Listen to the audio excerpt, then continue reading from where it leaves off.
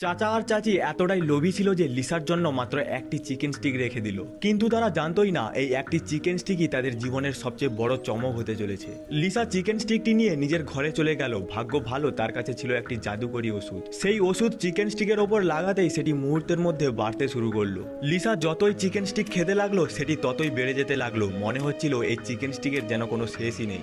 এত chicken stick একা শেষ করতে না পেরে লিসা সেগুলো চাচা আর চাচিকে দিল। তারা লোভ করে একের পর এক খেতে লাগলো, কিন্তু যতই খাচ্ছিল চিকেন স্টিক ততই বাড়ছিল। শেষ পর্যন্ত পেট ভরে গেলেও চিকেন স্টিক একটুকুও শেষ হলো না। এরপর লিসা সেই চিকেন স্টিক রাতের পাহাড়ায় থাকা এক যুবককে দিল। সেও অনেকক্ষণ ধরে খেতে লাগলো, কিন্তু চিকেন স্টিক তখনও শেষ হলো না। তারপর লিসা চিকেন স্টিকগুলো তার বন্ধুদের দিল। সবাই মিলে আনন্দ করে খেতে লাগলো। খেতে খেতে চিকেন স্টিকের কাঠি এত জমে গেল যে বিশাল একটি স্তূপ তৈরি হয়ে গেল।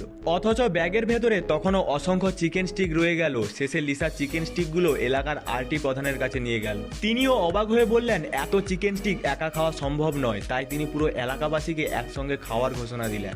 ঘোষণা শুনেই সবাই আনন্দে ছুটে এলো। ছোট বড় সবাই মিলে চিকেন স্টিক খেতে শুরু করলো। কিন্তু আশ্চর্যের বিষয়, যতই সবাই খাচ্ছিল চিকেন স্টিক ততই বেড়ে যাচ্ছিল। শেষ পর্যন্ত পুরো এলাকার মানুষ আর এক টুকরো খেতে পারলো না। কেউ পেট চেপে বসে পড়লো, আবার কেউ অতিরিক্ত খেয়ে অজ্ঞান হয়ে গেল। অথচ জাদুকরি চিকেন স্টিক তখনও বাড়তেই থাকলো। তোমার কাছে এইরকম চিকেন স্টিক থাকলে তুমি কি করতে?